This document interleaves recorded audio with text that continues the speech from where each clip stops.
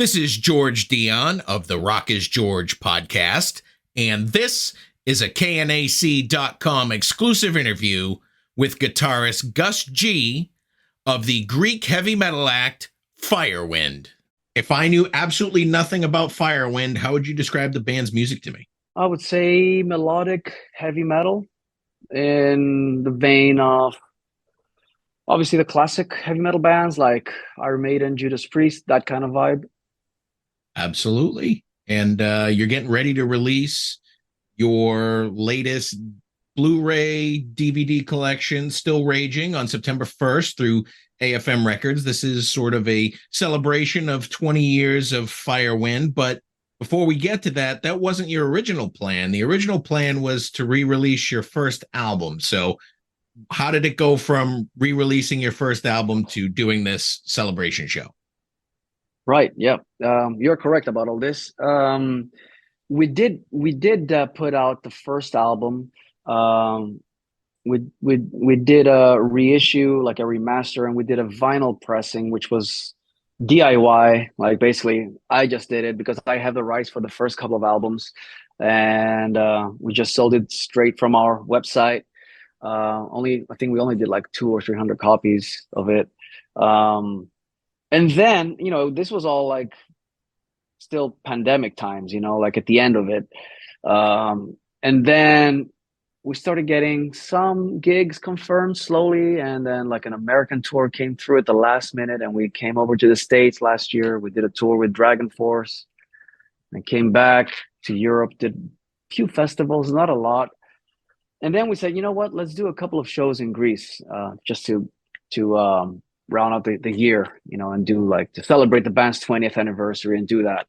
So that was the plan, but there was no plan for recordings of this. And it just happened that we are really close with some people who have a film crew here who did our DVD actually 15 years back. It was called Live Premonition. It came out 2008. Anyway, so they reached out to me and they're like, hey, you want us to film this? We can just send down the van with the crew and everything and just do a full pro filming and everything. And I was like, you know what? Why not? So it was all like kind of came together without really making grand plans, so to speak, because really after pandemic, my whole take changed, my whole philosophy. Like I was kind of like taking it as it comes because it was just hard to plan anything anyways, the last 2 or 3 years.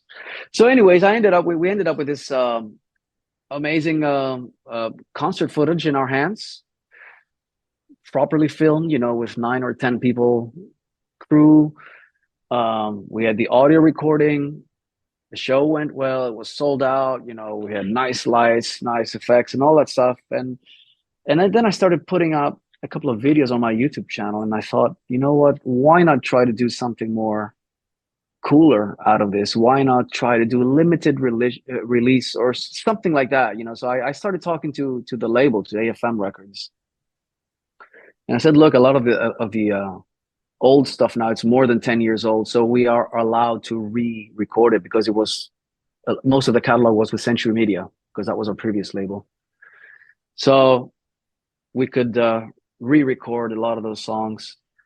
And anyways, yeah, so they were into the idea. So we were like, okay, let's do a Blu-ray. We never done a Blu-ray before, and let's do a Blu-ray and an audio CD. So it's like a triple package. I would imagine celebrating 20 years of your band, it wasn't exactly easy to pick a set list that you wanted to present at these shows. No, it wasn't. I mean, you're not going to be able to please everybody with this. And we could only play so much stuff because, this was also the first year that we went out touring as a 4-piece after many years being a 5-piece without our keyboard player. So we knew we had rehearsed a certain amount of songs and rehearsed some of the newer album stuff, but it's not like that we could go up there and play like 40 songs or something. And anyways, yeah, but we still played about 2 hours. We covered a good chunk of it, I think, of the history of the band, pretty much all the albums. Played a bunch of the latest record too. I think 4 or 5 songs from the latest, the self-titled record that came out during the pandemic. So yeah, yeah, it's a good mix. It's a mixed bag, I think. Were you able to present this in just one show, or did it cover a couple different shows and you put it together? No, this is one show. We did 2 shows. We played one show in Athens and then one show in Thessaloniki, which is where I'm from. It's my hometown. And but the film crew was here from my hometown, so we only filmed. We recorded the audio from 2 nights, but the video was only one night. For the most part, you kind of went back to basics as far as you presented the show. You had the lights, you got the backdrop, and you got the band. Nothing over the top. I mean, you had the guitar, the smoking guitar, and kind of the confetti at the end, but you kept things simple. No big screens, no pyro, anything like that. Yeah, I wanted to do pyro actually, but because it was a indoor venue, I kind of chickened out. I was like, maybe I shouldn't do that. Um, but yeah, we had some confetti and we had some nice light production. So we just wanted to present the band, like the 4 of us on stage, like the blueprint of a good metal band, of a good rock metal band, as good as possible. So yeah. So were there any mistakes that had to be cleaned up or any video footage that you couldn't include because it didn't come out right? Some of the CO2 jets that we had, actually we had 4 of those and 2 of them didn't work that day. And they only worked on a few songs. So I think some shots have to be changed and not show them. So, that was one of the rock and roll accidents that we had. But other than that, nothing really. This is really live. This is us playing that night. So yeah, the band is that good, I would dare say. Well, yeah, it's a fantastic performance. I watched it over the weekend. It was presented great. You guys sound great. And this is certainly your first video that features your current vocalist, HERBIE LANGHANS. He joined the band in 2019 and he appeared on your last self-titled album in 2020.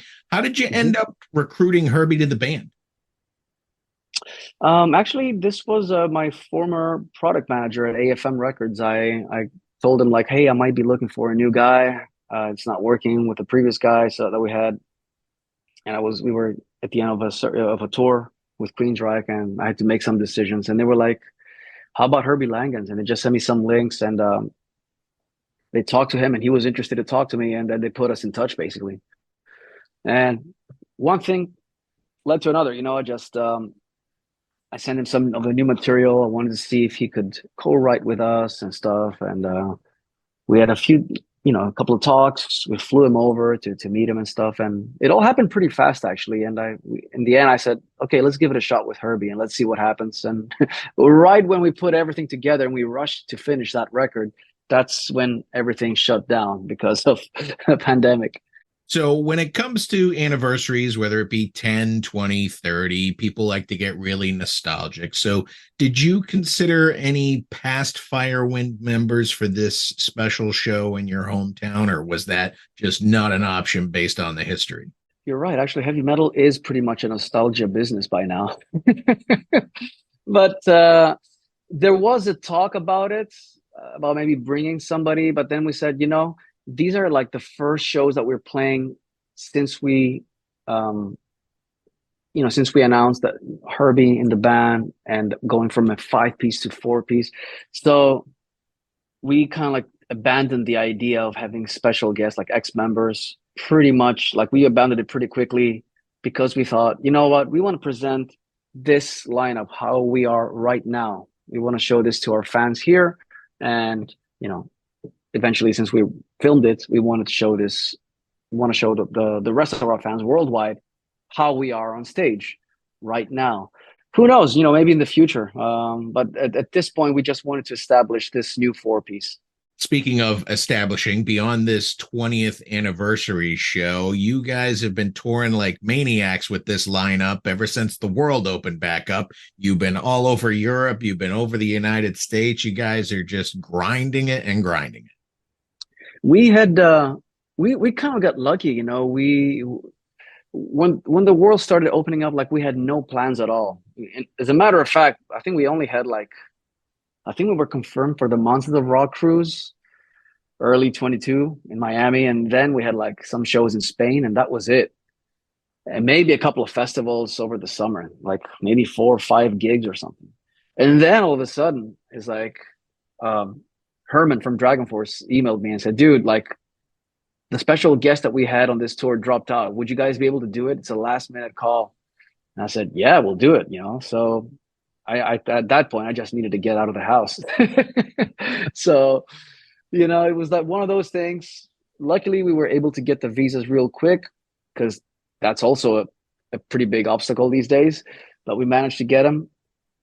And since then, we haven't looked back. We did 5 weeks in the States, and then we went back on a massive European tour with Beast in Black this year. So we kind of got lucky with this. We were able to come back with be part on 2 major tours.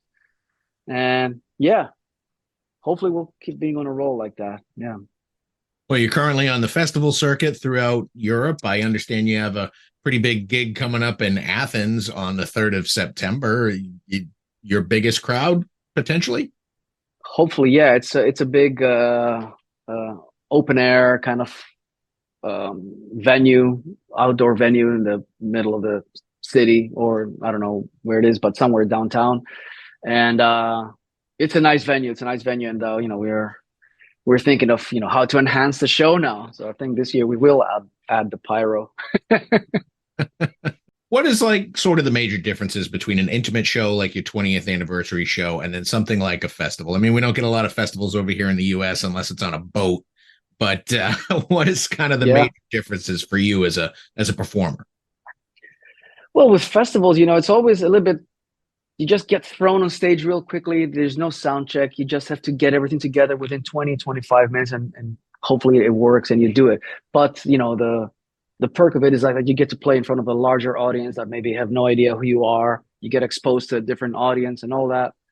And I love doing festivals for that reason. I don't love them for dealing with so many technical issues. In an intimate situation in a club, you have time to sound check, to set up, to look at things properly.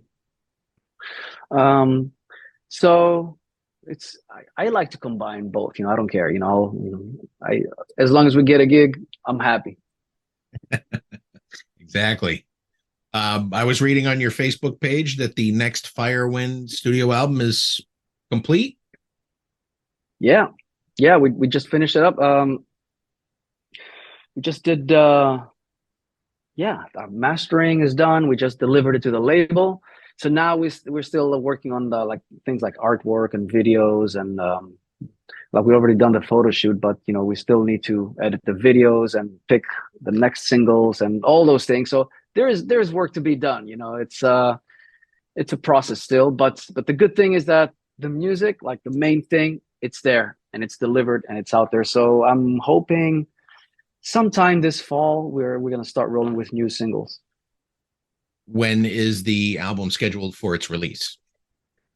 I think early 24. Not sure yet. I don't know if it's going to be February, March, or April. But that's what we're talking about right now. Are you able to divulge the title yet? No. No, not really. Because I mean, we have the title, but I want to see the artwork first, because it has happened to me that I have had a different title and then the artwork played such a big part of it that we had to change the title. Yeah, that makes sense to me. But I mean, I also understand the heavy metal code of keeping everything secret until the time is right. Yeah. I want it to be properly announced and stuff. And I never wanted to be the guy where I say something and then I kind of backtrack. Oh no, this is not the album. It's something else. And oh no, it's not coming out in February. It's coming out like September. So I hate doing that stuff. So I don't want to bullshit anybody. When it's ready, you'll know about it. So let's hit the time machine if we can, back 20 years to your first album, Between Heaven and Hell, in 2002. This was released through Dave Chastain's Leviathan Records, if I got that correct. What do you remember kind of putting this album together? It's your first album on a major label at the time, and what do you remember about putting it together, recording it, and getting it out there? Oh, I remember it was a never-ending process because I kept sending demos to David Chastain, um, and he would just kind of like, I was just so young, and he just kept encouraging me, like, "Oh, you should work on your style more and keep sending more, keep sending more." And in the end, I thought, man, he's probably just bullshitting me. Like, he just wants me to send demos and riffs and riffs and riffs, and in the end, at some point, like after a year or two, he said, "Okay," he said, "I think we got enough material. Let's pick." He helped me. He properly produced me, and he said, "Let's pick out this and this and this," and he gave me certain, he guided me through that for the material, and helped me put this together.